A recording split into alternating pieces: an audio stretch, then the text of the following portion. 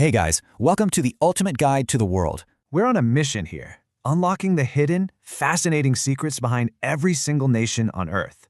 Country Wiki. Today, we're exploring the Principality of Andorra. Imagine driving high up into the rugged peaks of the Pyrenees mountains and just stumbling across an ancient, thriving, and entirely independent microstate. Okay, let's dive right into this. Now, I want to hook you right off the bat with a bit of a geographical puzzle. When you look at a map of the Iberian Peninsula, you'll see this tiny speck sandwiched right on the border between France and Spain. So a natural question comes up. Does Andorra belong to Spain, or does it belong to France? Well, the answer is way more complicated and, frankly, a lot more interesting than you might think. It is a completely sovereign nation, but it owes its very existence to a centuries-old balancing act between its two massive neighbors. Let's get started. Welcome to the Pyrenees, a high-altitude haven that's basically acted as a natural fortress for thousands of years. To really understand Andorra, you have to realize just how small and secluded it is. It's completely landlocked in the eastern Pyrenees, covering just 468 square kilometers. To put that into perspective for you, that is roughly 2.5 times the size of Washington, D.C. No coastline at all, and the terrain is completely dominated by these rugged mountains, sliced by deep, narrow, Y-shaped valleys. Because of this extreme geography, Andorra historically served as this isolated sanctuary, a strategic crossroads that somehow managed to avoid being swallowed up by all the massive empires constantly warring around it.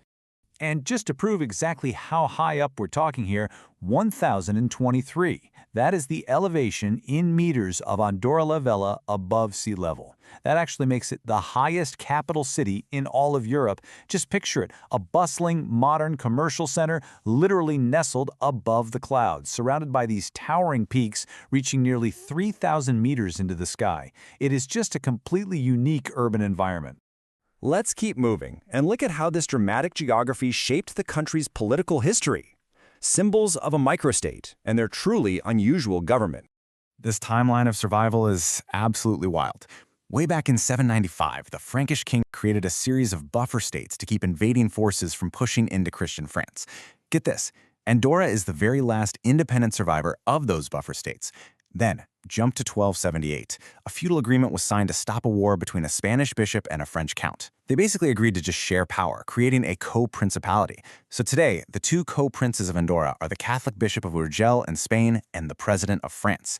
This medieval system lasted completely untouched until 1993, when they finally introduced a modern constitution and became a parliamentary democracy, though they kept the co-princes as titular heads of state.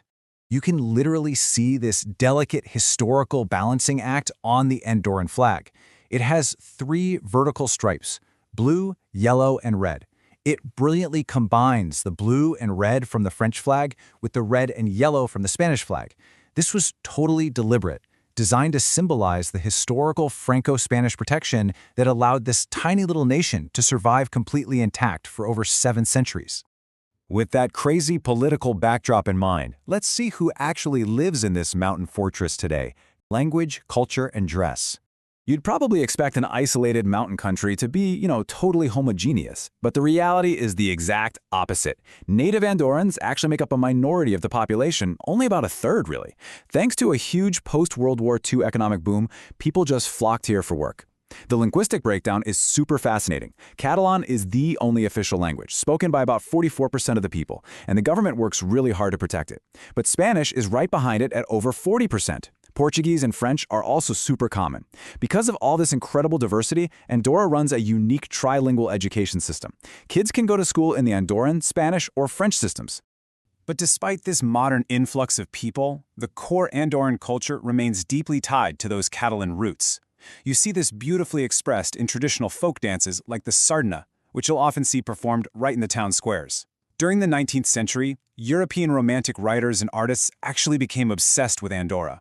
In 1848, there was this French opera called Le Vall d'Andorra that became a massive hit. It popularized the image of Andorran men and women in their traditional, highly practical, yet super colorful mountain dress. It basically brought this massive wave of romantic national consciousness to the valleys and cemented their cultural identity for the rest of the world. Okay, all that dancing and high-altitude living requires some serious fuel: mountain gastronomy. Keep in mind, less than 2% of Andorra's land is arable, meaning you can actually grow crops on it.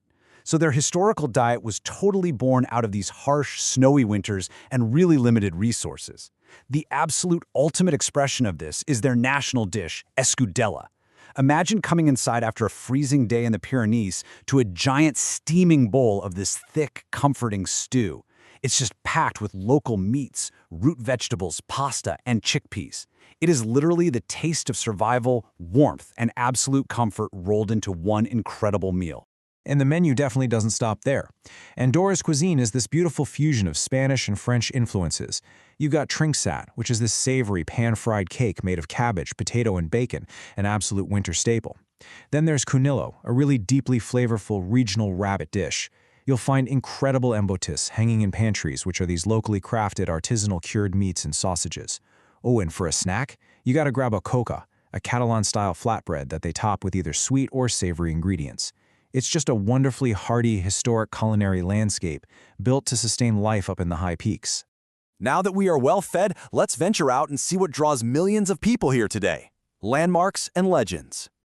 So, the secret of Andorra is officially out. The country hosts a staggering 8 million tourists every single year. But beyond the big modern resorts, the actual landmarks tell the real story of the country. Right in the capital, you can visit the Casa de la Vella. It's this historic 16th century stone house that served as the country's ultra-intimate parliament building for centuries. Scattered all across the valleys, you'll find over 30 beautifully preserved Romanesque churches from the 11th and 12th centuries, all built with local slate. And if you're looking for untouched nature, you have to see the Madriu Perafita Claro Valley. It's a UNESCO World Heritage Site, protected specifically to show exactly how ancient mountain people sustain themselves in this beautifully rugged terrain. But don't get me wrong, Andorra is also fiercely modern, fast-paced, and incredibly fun. Let's do some rapid-fire modern facts. It is home to the world's longest nature slide. It's called the Tobo Trunk, and it's 3 miles long. It boasts over 300 kilometers of pristine ski slopes, making it this massive winter sports destination. It's also a legendary duty-free shopping haven. People travel here literally just for the deals on electronics and luxury goods. And economically, totally unique. It uses the euro as its currency, but it is actually not a member state of the European Union. Which brings us to a perfect summary of our journey today. There's an old saying that goes, the Principality of Andorra is a unique place in the world, with a history and political structure that distinguishes it from other states. And honestly, that hits the nail on the head. Its true charm, the reason it remains so utterly captivating to us, lies in its ability to borrow the best colors, flavors, and languages from France and Spain, all while remaining fiercely, independently Andorran. But I want to leave you with this final thought. For centuries, Andorra was protected by its isolation. But today, with 8 million tourists a year, modern banking, and a highly globalized economy, those mountains are no longer a barrier. So, as Andorra continues to open up to the world, how is this ancient mountain sanctuary going to preserve its unique identity? It's a pretty fascinating question for a truly fascinating country. Thank you so much for watching. Your support literally means the world to us.